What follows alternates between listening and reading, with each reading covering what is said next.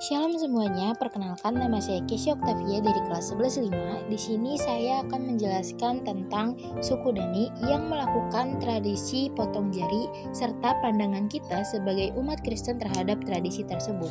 Suku Dani adalah salah satu suku asli yang tinggal di wilayah pegunungan tengah Papua, tepatnya di lembah Baliem.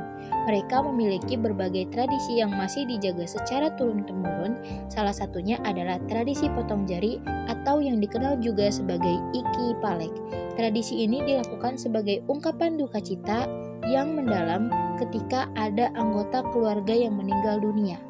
Bagi masyarakat suku Dani, jari tangan memiliki makna simbiolis yang sangat dalam. Setiap jari dianggap mewakili anggota keluarga.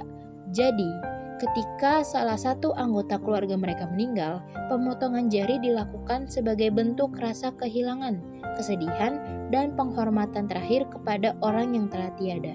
Melalui tindakan ini, mereka ingin menunjukkan kesetiaan dan cinta kasih yang tulus terhadap orang yang meninggal tersebut. Namun, kalau kita melihat tradisi ini dari sudut pandang iman Kristen, maka sikap yang bisa kita tunjukkan adalah sikap antagonisme. Artinya, kita tidak setuju atau menolak praktik tersebut karena bertentangan dengan kebenaran firman Tuhan. Dalam pandangan iman Kristen, tubuh manusia adalah ciptaan Tuhan yang sempurna dan harus dijaga sebagaimana Tuhan menciptakannya, seperti yang tertulis di dalam Mazmur 139 ayatnya yang ke-14. Demikian firman Tuhan, aku bersyukur kepadamu, oleh karena kejadianku dahsyat dan ajaib. Ajaib apa yang kau buat dan jiwaku benar-benar menyadarinya. Ketika seseorang dengan sengaja memotong bagian tubuhnya, tindakan tersebut bisa dianggap sebagai mengurangi kesempurnaan ciptaan Tuhan. Tuhan sudah menciptakan kita dengan lengkap, dengan tujuan yang baik, dan sebagai manusia, kita dipanggil untuk merawat, bukan untuk merusak apa yang telah Tuhan berikan. Jika manusia melakukan hal-hal yang merusak tubuh, itu seolah-olah menunjukkan bahwa kita tidak menghargai karya cipta Tuhan. Selain itu, kita juga percaya bahwa ketika manusia meninggal akan kembali kepada Tuhan, maka tubuh yang diberikan kepada kita adalah titipan yang harus dijaga dengan penuh. Kalau misalnya ada yang bertanya dengan penuh apa, yang pastinya dengan penuh rasa tanggung jawab. Memotong jari karena duka cita memang menunjukkan rasa kasih dan kesetiaan. Tetapi sebagai umat Kristen, kita diajar untuk menyalurkan duka itu di dalam doa, di dalam penghiburan, dan di dalam pengharapan.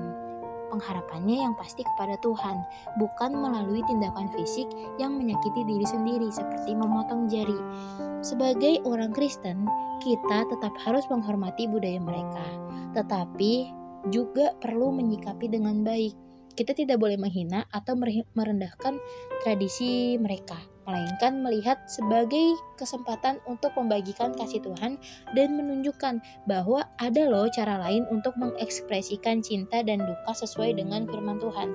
Jadi, melalui pandangan antagonisme ini, kita belajar bahwa tidak semua tradisi manusia sejalan dengan kehendak Tuhan.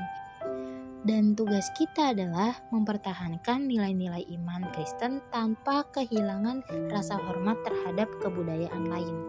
Sebagai penutup, dari penjelasan tadi kita bisa belajar bahwa setiap suku di Indonesia memiliki keunikan dan makna tersendiri di dalam setiap tradisinya, termasuk suku Dani dengan tradisi potong jarinya atau Iki Palek. Namun sebagai umat Kristen, kita dipanggil untuk tetap berpegang kepada firman Tuhan yang mengajarkan untuk kita tetap menjaga tubuh kita sebagai bait Allah dan menghargai setiap ciptaannya yang sempurna. Kita tidak menolak keberagaman budaya, tetapi kita menilai setiap tindakan berdasarkan kebenaran firman Tuhan.